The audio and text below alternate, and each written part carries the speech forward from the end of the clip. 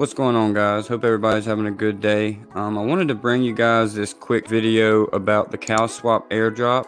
It has been confirmed, the snapshot has been taken, the list has been made, and what I want to do is go over this with you just in case you have any questions on the allocation you received, if you are eligible, and the things that you had to do to become eligible. And if you would have watched my past videos, you should be in a good position and you should be on the list. So here we go. A total of 55,131 addresses are eligible, some of them under both criteria. 39,000 CowSwap traders, 31,000 GNO holders. Reminder, 5 million tokens were distributed for each category. They are not in competition against each other. The same snapshot was taken across all categories, and this is saying that the snapshot was January 10th, and this right here goes over how much GNO you needed to hold to be considered eligible for this airdrop. And it says GNO holders need a minimum balance of at least 0.1 GNO, but it goes on to say they were eligible for holding GNO on mainnet and or the Gnosis chain,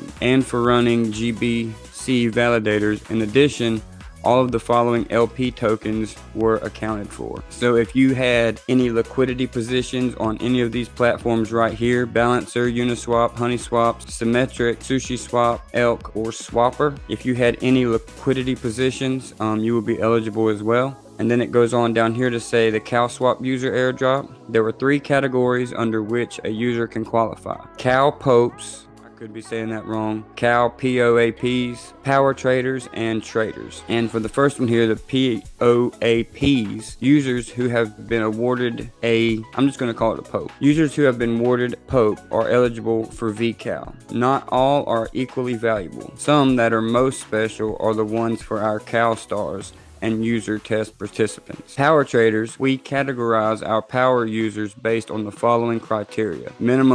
You had to have done a minimum of 3 trades, at least 14 days between the first and last trade, and you had to have a minimum volume amount of 1K. And it does say, cool thing is, for this metric, data was on both networks. So you could have traded on the Gnosis chain one time and then on mainnet twice, or vice versa. And the next category is the traders that are eligible, and it says everyone who either traded at least once for a total volume of 1K, or who has done at least 5 trades. And also for this metric, you could have done on both networks as well, but you had to use either the main net or both. And then it also goes on to say right here, and which I mentioned in my last CowSwap video, is to exclude the most obvious attempts of wash trading. So if you did stablecoin wash trading, they did exclude you from this airdrop, because that's a very noticeable thing that airdrop hunters go in and do. So if you did any kind of wash trading, don't be surprised if you are not on the list. And another cool thing that they're doing is they're letting the smaller fish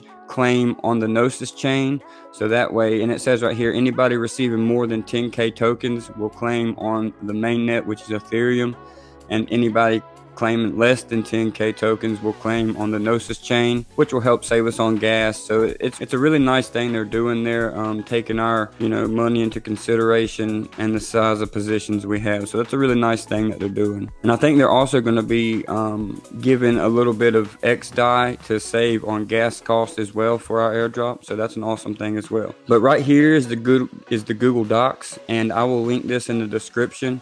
And I will also link this tweet thread in the description, so you can go on here and check. If you have any questions after watching this video, don't be afraid to reach out to me, and I'll do my best to assist you and try to answer any questions that you may have. But lastly, I want to touch on a huge milestone that was reached earlier today, and that is for the PulseX sacrifice. If you go over here to PulseX lead, which is the leaderboard for everybody that sacrificed for the PulseX sacrifice phase, it has officially went over $1 billion.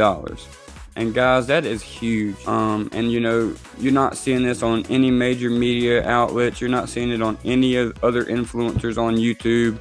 outside of the Hex community, and it's just gatekeeping at its finest. But I believe one of these days, you know, everybody's going to realize that they've been lied to, you know, keeping this community and our community a secret, and there's going to be some pretty upset people that has missed out on some of the opportunities that they could have been a part of. But guys, that's all I got for this video. After reading through everything, if you have any questions, comments, or concerns, just drop them down below. Don't forget to hit that like button, hit the subscribe, and I'll see you guys in the next one.